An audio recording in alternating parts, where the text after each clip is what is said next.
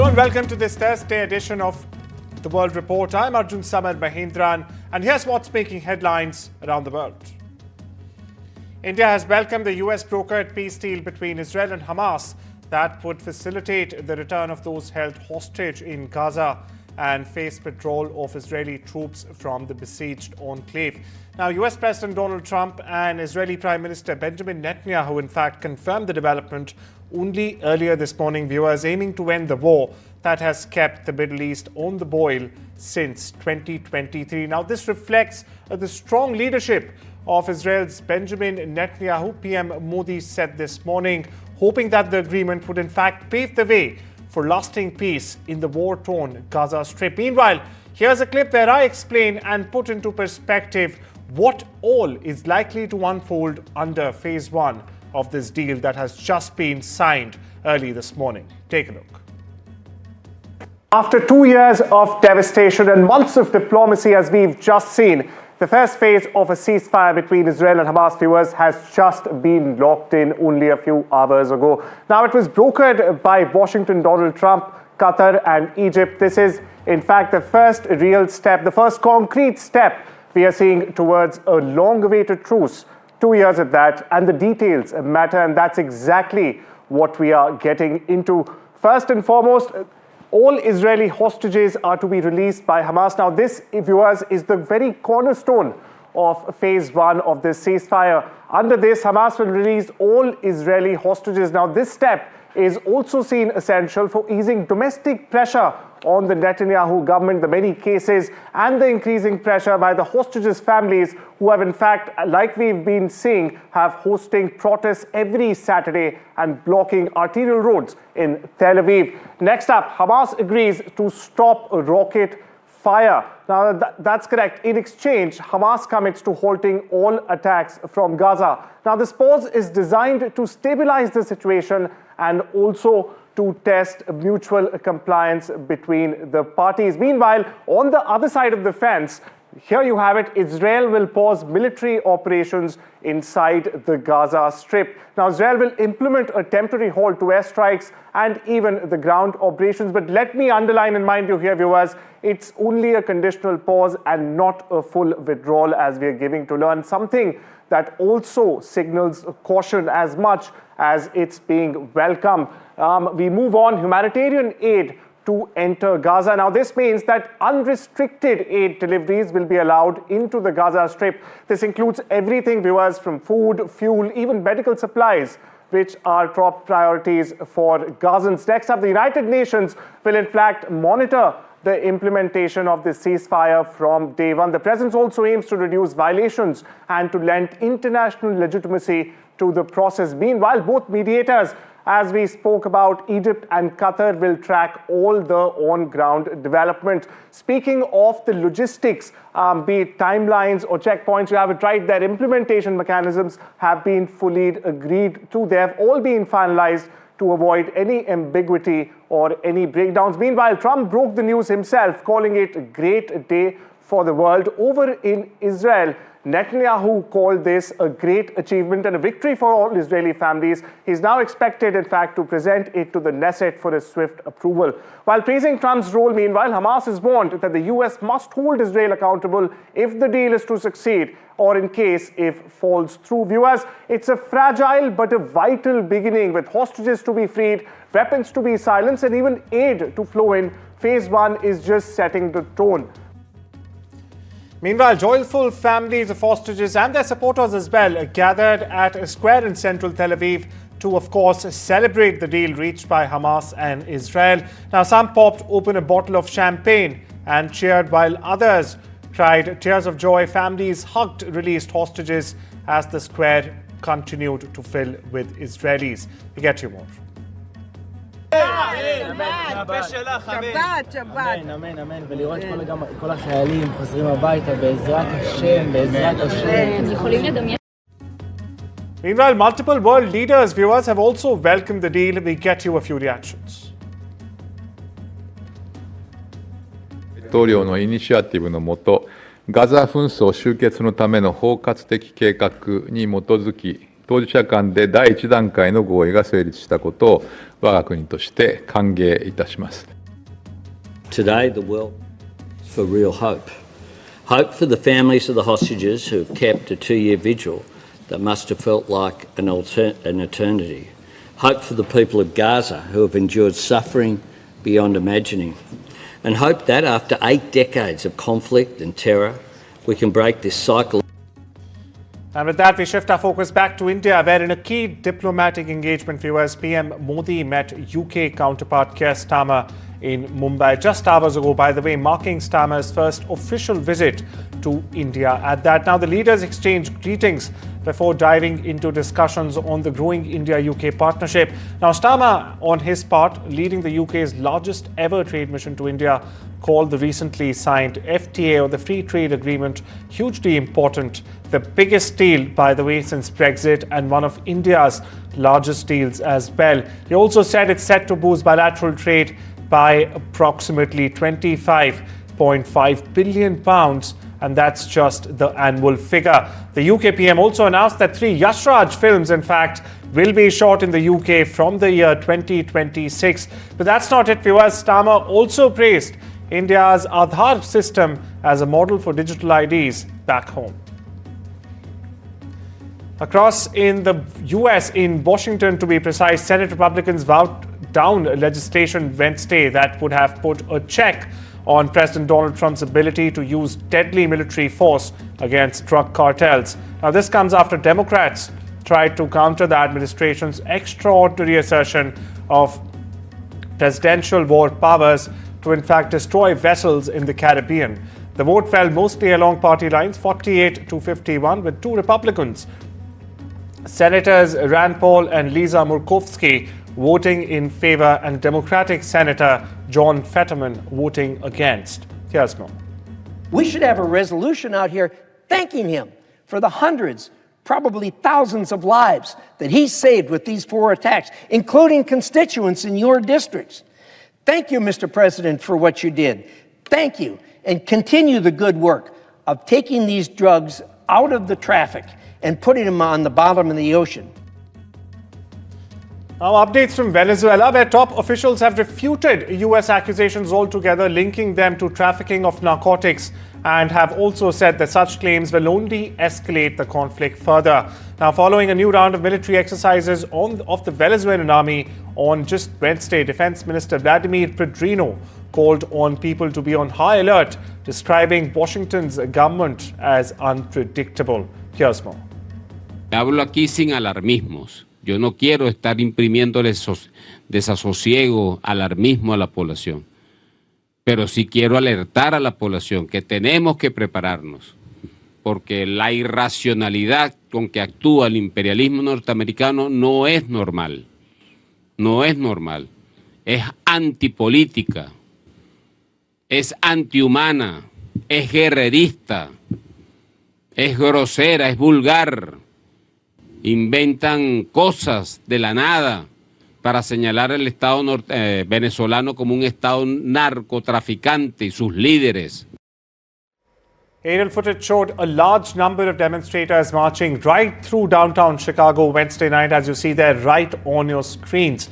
Now, this came in the wake of President Donald Trump's deployment of federal troops to an army training center right outside the city, around 20-odd kilometers around the city. Now, it's the latest in the political and legal battle with Democratic elected officials over the president's plan to deploy the federal forces in U.S. cities. Democratic Illinois Governor J.B. Pritzker has said some 300 of the state's guard troops were to be federalized and deployed to the nation's 3rd largest city, that's Chicago, along with 400 others from Texas. Now, Pritzker has denounced Trump's plan to put troops on the ground, saying in a lawsuit that it is quote-unquote unlawful and also dangerous. US President Donald Trump hosted, meanwhile, a panel of conservative influencers at the White House on Wednesday for a roundtable highlighting the impact of Antifa protesters and what he called the epidemic of left-wing violence. That's correct, viewers. Antifa is short for anti-fascists and is used to describe far-left-leaning militant groups. They also include groups that resist fascists and neo-Nazis, especially at demonstrations. Trump hosted the event as he sent National Guard troops to Portland, Oregon, and like just we discussed a while ago, to Chicago, Illinois, against the wishes of local officials, and has also called for Illinois Governor J.B. Pritzker and Chicago Mayor Brandon Johnson, both Democrats, by the way, to be jailed. We get you more. It should be clear to all Americans that we have a very serious left-wing terror threat in our country. Radicals associated with the domestic terror group Antifa that you've heard a lot about lately, and I've heard a lot about them for 10 years. And other far-left extremists have been carrying out a campaign of violence against ICE agents and other officials charged with enforcing federal law. Costa Rica has put forward Wednesday longtime diplomat and former Vice President Rebecca Grynspan as a candidate to be the next Secretary General of the United Nations. The Economist is currently the Secretary General of UN Trade and Development in Geneva.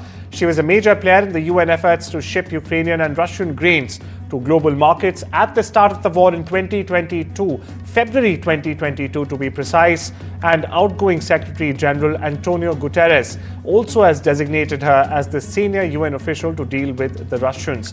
Speaking at a news conference in San Jose on Wednesday, Grynspan said she would be campaigning for this position, capitalizing on being well known in diplomatic circles. Here's what she said.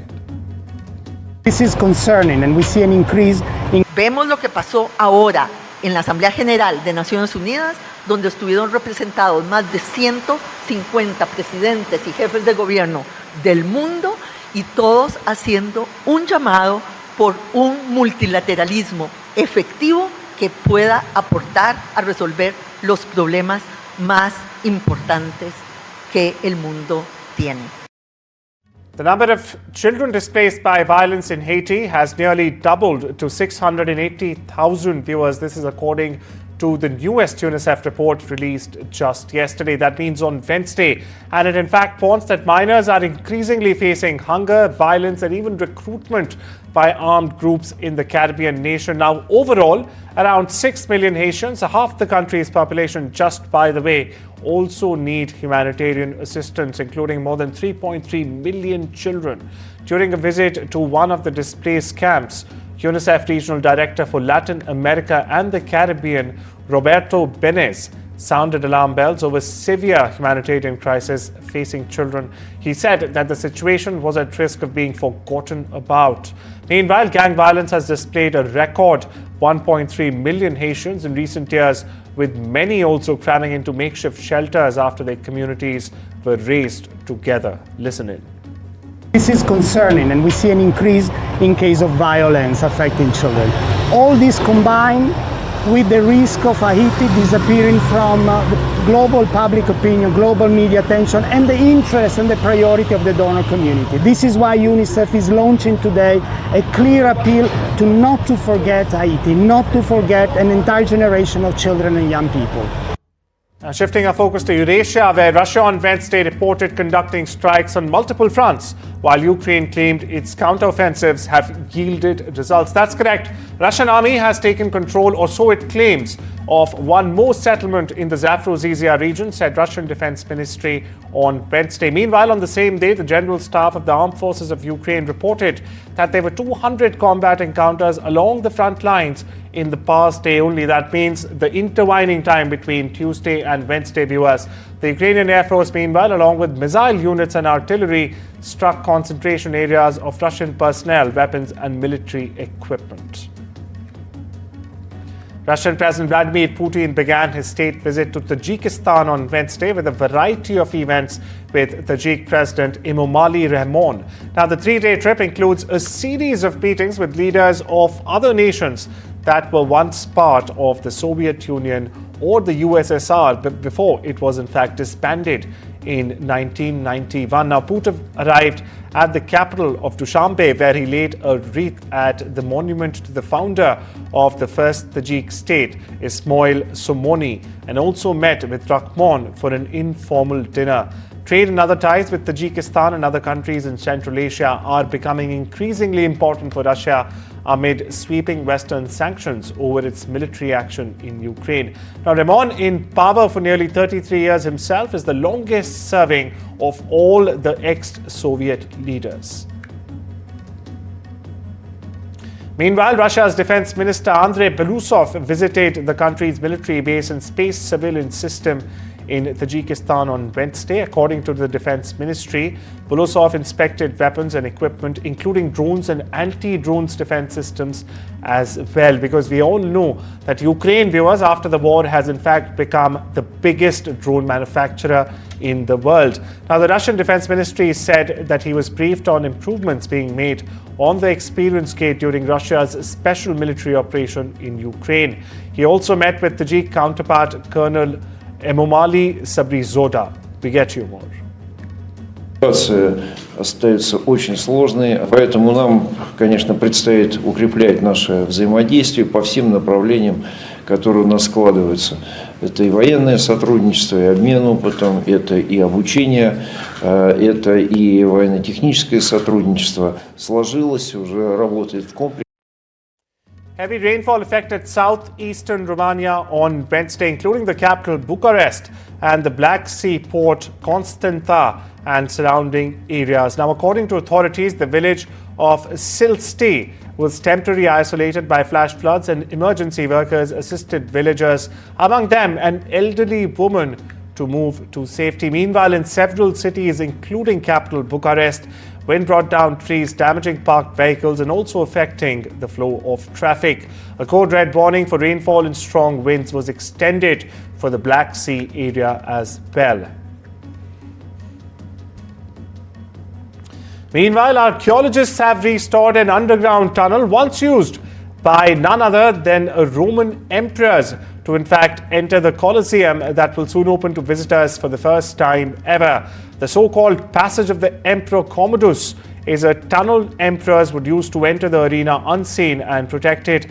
That would in fact lead them directly to the honor box reserved to them that overlooks the arena. Archaeologists, meanwhile, of the Colosseum Archaeological Park have revealed this information on Wednesday. Now, the passage was named after the Emperor Commodus, who lived between the 180th and the 192nd AD, when it was initially discovered in the 1810s. Meanwhile, Emperor Commodus, a name widely known after director Ridley Scott, made him one of the characters in the movie Gladiator, was also known to be passionate about gladiators games, to which he also used to in fact participate. Moment we are in a passage that was used by the emperors just to get inside the Colosseum in a secret way, so without getting in touch with other people, with the people of Rome, with senators, and something very for security reason also. And well, it's time we step into a short break. We'll be right back. Don't you go anywhere.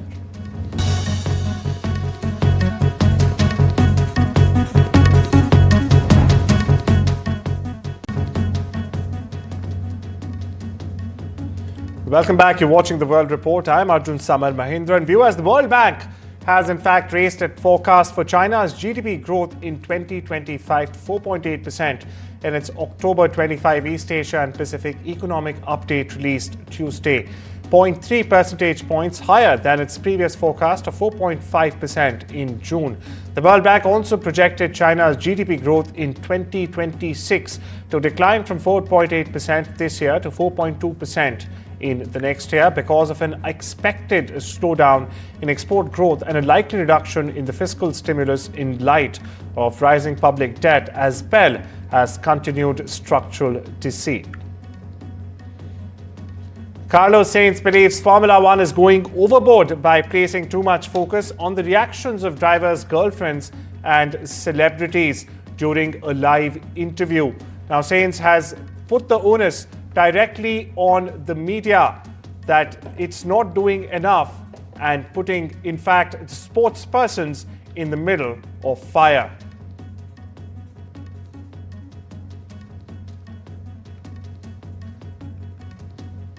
Footballer Cristiano Ronaldo, viewers, has in fact become the wealthiest footballer, the all-time great. He's become the first footballer in the world to be designated a billionaire. He reached the milestone after signing a new contract with Al Nassr, the club he plays for in the Saudi Pro League. Now, although Ronaldo always had to compete with Leo Messi for top laurels in the sport, now this is one aspect where the Portuguese has now taken a significant lead over Messi. Messi and Ronaldo, for perspective, had similar earnings and brand value for most of the part of their career before the Portuguese decided to join the cash-rich Saudi Pro League in 2023, while Messi went on to Major League Soccer in the United States of America.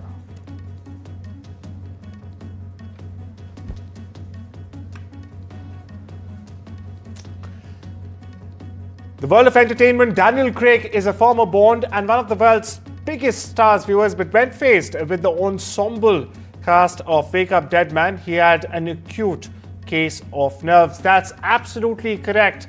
Now, what I'm saying is, after its world premiere in Toronto in September, the movie opened in London Film Festival on Wednesday night. Craig admitted that starring opposite them in Rian Johnson's murder mystery was quote-unquote nerve-wracking. We get you some reactions.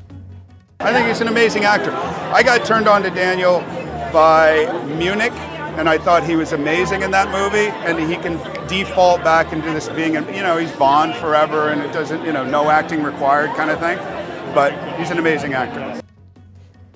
The glittering list of musical figures will help present awards at the Rock and Roll Hall of Fame induction ceremony this year or 2025. It includes Elton John, Olivia Rodrigo, Doja Cat, Questlove, 21 Pilots, Missy Elliott and Ray. Now, the induction ceremony will include Bad Company, Chubby Checker, Joe Cocker, Cyndi Lauper, Outkast, the iconic band Soundgarden, the White Stripes and more. And it will take place in Los Angeles on the 8th of November, streaming live on Disney+. Meanwhile, other presenters revealed Wednesday include Beck, Brandy Carl, David Letterman, Flea, Iggy Pop, JID, Killer Mike, Maxwell, Sleepy Brown, Taylor Momsen, and of course, Teddy Swims. Victoria Beckham, or Posh, is following in the footsteps of her husband David in her new Netflix documentary series. Now, the world-famous family attended the world premiere of Victoria Beckham on Wednesday in London. Victoria and David's children, Romeo Beckham, Cruz Beckham and Harper Beckham, posted with their parents along with Jackie Apostle. Spice Girls Emma Bunton, Melody Chisholm and Jerry Horner, in fact, also attended this event to support Posh. Other guests included Christian Horner, Eva Longoria, Richard Egan, Peggy Goo, the famous DJ, June Saprong, Charlie Cox, Nadine Leopold, and many more.